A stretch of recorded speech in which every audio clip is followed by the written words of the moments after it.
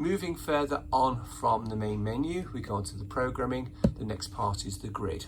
Grid type 220 volts. Yep, we're 220 volts, 50 hertz. There's 60 hertz applies to some places like the Philippines where they use 220 volts. Our inverter are 220 volts single phase, or they can be configured as 3-phase or a 220 volt. The American system is different, so you can't use this on an American system. These are only designed for 220 volt, 50 or 60 hertz systems. Your upper and your lower voltage for your grid, very important. If you go out of that specification, the inverter will shut down, an error. Don't take it too wide because you want to monitor the voltages. There's a problem, but put realistically, your low voltage, you can check it with your utility, or you can measure it, or you can use your data logger so you know what's going on here. And so this is this, and also for your frequency, your high frequency, your low frequency. Generally, the frequencies are quite good unless you've got heavy loading or you're running off a generator, and that may cause frequency drop, especially with increased loads, or you're running, your particular grid might be running off a very small substation, and as the load increases, the frequency could drop, or you've got a really not particularly good supply. Here is peak shaving. I will explain that a little bit. It's a bit more of an advanced setting, so I can explain a little bit more about how you do that with a CT coil in a future video. Grid reconnect time.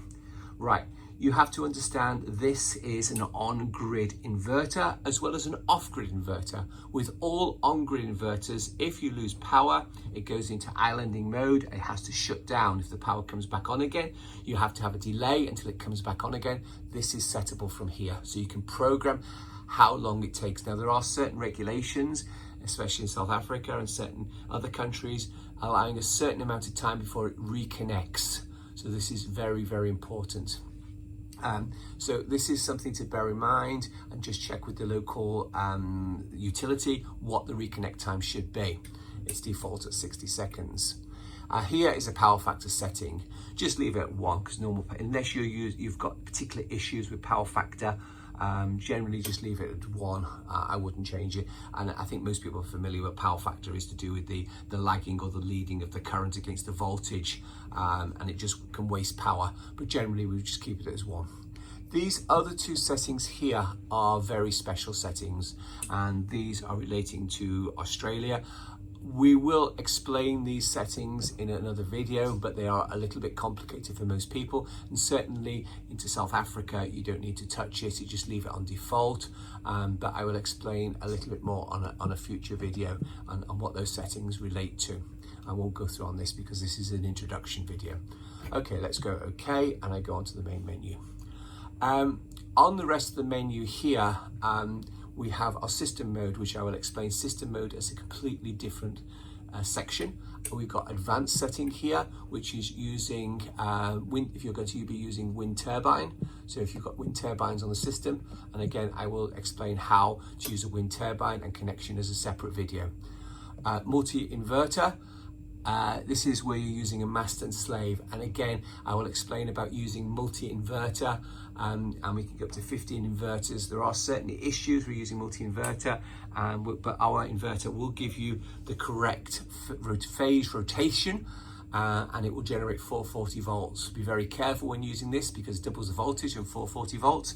If you touch across phase, will land you in hospital, no doubt. Here is to do others, which is an interesting page. Part of this is to do with the DRMS. This is an Australian standard to do with the data communication. And the other one is maximum solar power. I know in South Africa, there are some new regulations to do with solar power. The maximum size of the panels, I think it's about 2.7 kilowatt. That means you can't have a bigger array than 2.7 kilowatt.